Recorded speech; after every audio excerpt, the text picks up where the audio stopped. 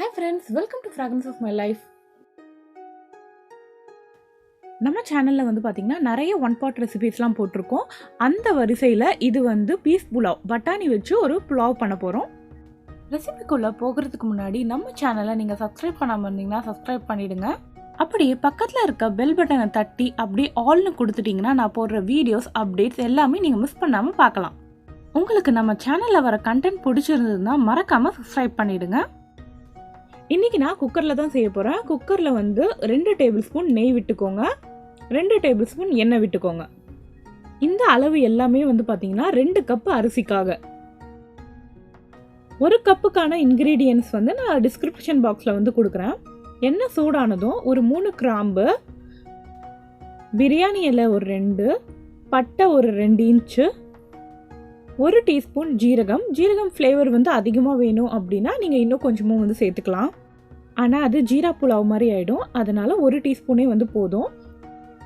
Next இதில் ஒரு 3 பச்சை மிளகா, 2 பெரிய வெங்காயம். வெங்காயத்தை சேர்த்துட்டு வெங்காயம் சாஃப்ட் ஆகுற வரைக்கும் நல்லா வதக்கிக்கணும். இது ஒயிட் ஆனியன் சேர்த்துருக்கேன். ஒயிட் ஆனியன் எப்போவுமே பார்த்தீங்கன்னா வதங்குறதுக்கு கொஞ்சம் நேரம் எடுக்கும். வெங்காயம் வதங்கட்டும். நம்ம ஊர் வெங்காயம் பார்த்தீங்கன்னா சீக்கிரமாகவே வதங்கிடும். அதுக்கப்புறம் படியாக ரெட் ஆனியன்னு. ஆனால் இந்த ஒயிட் ஆனியன் மட்டும் கொஞ்சம் கூடுதல் நேரம் தேவைப்படுது. எனக்கு இங்கே நல்லதாக எந்த வெங்காயம் கிடைக்குதோ அந்த வெங்காயம் தான் நான் வாங்கிப்பேன். நம்ம ஊரில் நீங்கள் நார்மல் வெங்காயமே நீங்கள் சேர்த்துக்கலாம்.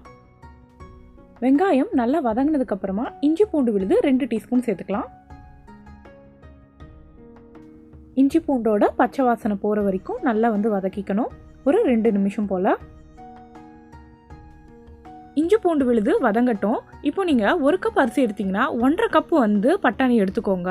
பச்சை பட்டாணியாக ஃப்ரெஷ்ஷாக எடுத்துக்கோங்க, இல்லைன்னா ஃப்ராசன் பட்டாணி எடுத்துக்கலாம்.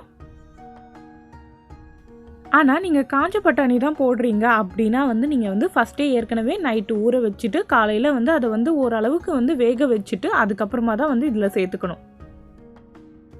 இப்போ 2 கப் அரிசிக்கு நான் 3 கப்பு பச்சை பட்டாணி சேர்த்துருக்கேன்.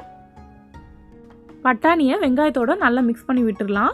இப்போ நம்ம உப்பும் சேர்த்துக்கலாம். அந்த சாதத்துக்கு மொத்தமாக எவ்வளோ உப்பு வேணுமோ அவ்வளோ சேர்த்துக்கணும்.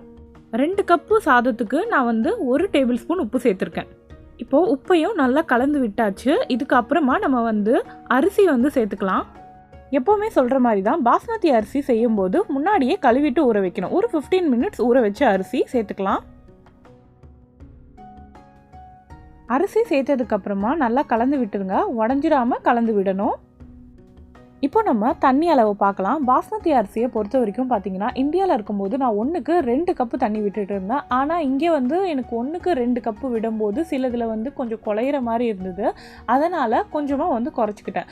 1க்கு 1.25 போட்டால் எனக்கு சரியாக இருக்குது, உதிரி உதிரியாக வரும். குக்கர்லனா இந்த அளவு. இதுவே நீங்கள் ஒரு பேனில் செய்கிறீங்க, இல்லைனா ஒரு பாத்திரத்தில் செய்கிறீங்க அப்படின்னா 1க்கு 2 தான் கரெக்டாக இருக்கும். அரிசியை கலந்து விட்டதுக்கப்புறமா நம்ம தண்ணியை சேர்த்துக்கலாம். தண்ணிக்கு பதிலாக நீங்கள் தேங்காய் பாலும் சேர்த்துக்கலாம், இல்லைனா பால் கூட சேர்த்துக்கலாம். ஒரு அரிசியை பொறுத்த வரைக்கும் அந்த தண்ணி அளவு மாறும். ஃபஸ்ட்டு பிகினர்ஸாக இருக்கீங்க, இல்லைனா ஏதாவது ஒரு புது அரிசி நீங்கள் வாங்குறீங்க அப்படின்னா நீங்கள் 1க்கு 2 வைங்க. அதுக்கப்புறமா உங்களுக்கு அந்த சாதம் கொஞ்சம் குழஞ்ச மாதிரி இருக்குது அப்படின்னா நீங்கள் கொஞ்சமாக கம்மி பண்ணிவிட்டு பாருங்கள். ஒரு 1/4 கப் கம்மி பண்ணிவிட்டு பாருங்கள். சமையலை பொறுத்த வரைக்கும் ஃபஸ்ட் டைம் நீங்கள் தப்பு செஞ்சிட்டிங்கன்னா அந்த தப்பு என்னன்னு உங்களுக்கு தெரிஞ்சிடும். அதுக்கப்புறமா திருப்பியும் செஞ்சு பாருங்கள், அது நல்லாவே வரும். நம்ம லைஃப்பில் நிறைய விஷயங்கள் அப்படி தாங்க. இது நல்லா மிக்ஸ் பண்ணி விட்டாச்சு. இப்போ நம்ம குக்கரை மூடி போட்டு மூடிடலாம். இப்போது மீடியம் டு ஹை ஃப்ளேமில் வச்சுட்டு 2 விசில் வைக்க போகிறோம். எக்ஸாக்டாக 2 விசில் வந்தோடனே ஆஃப் பண்ணிவிடுங்க. ப்ரெஷர் எல்லாமே தானாகவே போனதுக்கப்புறமா ஓப்பன் பண்ணி பாருங்கள். புலாவ் ரெடி ஆகிடுச்சு. ஓப்பன் பண்ணோடனே நீங்கள் கிளறி விடக்கூடாது. இதுக்கு ஒரு 5 மினிட்ஸ் விட்டுருங்க. சாதம் நல்லா வெந்துருச்சு. ஒரு 5 மினிட்ஸ்க்கு அப்புறமா தான் நான் கிளறி விட போகிறேன். உங்களுக்கு காமிக்கிறதுக்காக தான் கொஞ்சம் சைட்லேருந்து எடுத்தேன். ஒரு 5 மினிட்ஸ்க்கு அப்புறமா கலந்து விட்டுடலாம். இப்போ 5 நிமிஷம் ஆயிடுச்சு. எல்லாத்தையும் நல்லா கலந்து விட்டுடலாம். எப்போவுமே கலந்து விடும்போது இந்த மாதிரி சைடில் இருந்து தான் கலந்து விடணும், அப்போ தான் நல்லா உதிரி உதிரியாக வரும். இப்போது இதுக்கு சைட் டிஷ்ஷாக ஒரு ரைத்தா செய்யலாம். நம்ம வெள்ளரிக்காய் வச்சு ஒரு ரைத்தா செய்ய போகிறோம். ஏற்கனவே வெள்ளரிக்காய் வச்சு ஒரு ரைத்தா இருக்குது, அதில் நம்ம பீசஸ் போட்டிருப்போம். அப்படியே இது துருவி போட போகிறோம். நல்லா கெட்டி தயிரில் கொஞ்சமாக தண்ணி ஊற்றி டைல்யூட் பண்ணி வச்சுருக்கேன். இதில் துருகுன வெள்ளரிக்காய் சேர்த்துக்கலாம். இது கூடவே கொஞ்சமாக உப்பு சேர்த்துக்கலாம். ஒரு அரை டீஸ்பூன் க்ரஷ் பண்ண பெப்பர் சேர்த்துக்கலாம். நெக்ஸ்ட்டு ஒரு அரை டீஸ்பூன் ஜீரகத்தூள். இப்போ நம்ம எல்லாத்தையும் வந்து மிக்ஸ் பண்ணிடலாம். நம்ம ரைத்தா ரெடி ஆகிடுச்சு. இதை வந்து நம்ம பீஸ் புலாவ் கூட சர்வ் பண்ணிடலாம். ரொம்பவே குயிக்கான ரெசிபி இது. நீங்கள் வந்து இது வந்து லஞ்சுக்கு, டின்னருக்கு, இல்லைனா ஒரு கெஸ்ட்டு வந்தால் கூட நீங்கள் வந்து இதை செஞ்சு கொடுக்கலாம். இந்த ரெசிபி பிடிச்சிருந்ததுன்னா மறக்காமல் லைக் பண்ணிவிடுங்க. செஞ்சு பார்த்துட்டு எப்படி இருக்குன்னு கமெண்ட்ஸில் சொல்லுங்கள். உங்களுக்கு பிடிச்சிருந்ததுன்னா உங்கள் ஃப்ரெண்ட்ஸ் கூடலாம் ஷேர் பண்ணுங்கள். தேங்க்யூ.